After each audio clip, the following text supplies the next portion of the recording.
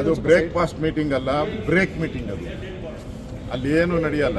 ಅಲ್ಲಿ ಇಡ್ಲಿನೂ ಇಲ್ಲ, ದೋಸೆನೂ ಇಲ್ಲ, ಉಪ್ಪಿಟ್ಟು ಇಲ್ಲ. ಬರೀ ಜಗಳ ಬಿಟ್ಟರೆ ಏನೂ ಆಗಲ್ಲ. ಇಲ್ಲಿ ನೋಡಿ, ಅದು ಮುಖ್ಯಮಂತ್ರಿ ಪದವಿ ಬಿಡುವಂಥದ್ದು. ಸಿದ್ದರಾಮಯ್ಯ ರೆಡಿ ಇಲ್ಲ. ಇಲ್ಲಿ ಡಿ ಕೆ ಶಿವಕುಮಾರ್ ನನಗೆ 2.5 ವರ್ಷ ಅಂಥೇಳಿ ಮಾತಾಗಿದೆ ಅಂತ ಹೇಳ್ತಾ ಇದ್ದಾರೆ.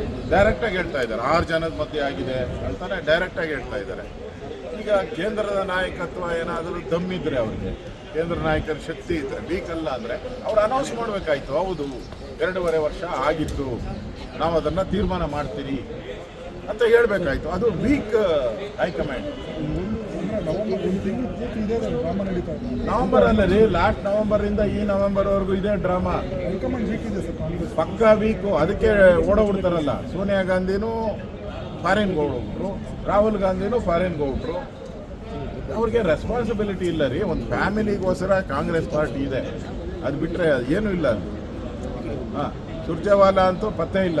ಎಲೆಕ್ಷನ್ ಟೈಮಲ್ಲಿ ಬಂದು ಆಶ್ವಾಸನೆ ಕೊಟ್ಟಿದ್ದೆ, ಭದ್ರ ಸರ್ಕಾರ, ಸುಭದ್ರ ಸರ್ಕಾರ ಅಂತ.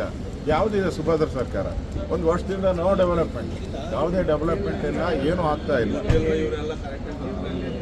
ಆ ರೀತಿ ಒಂದು ವಾತಾವರಣ ಇವತ್ತು ಕರ್ನಾಟಕದಲ್ಲಿದೆ.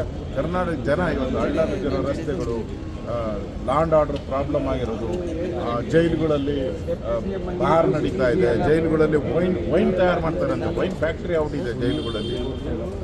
ಇಷ್ಟೆಲ್ಲ ಇದ್ರೂ ಈ ಸರ್ಕಾರ ಕೇರ ಮಾಡಿದ್ರೆ ಇದೆ ಅಂತ ಹೇಳಿದ್ರೆ ಸತ್ತೋಗಿದೆ ಸರ್ಕಾರ.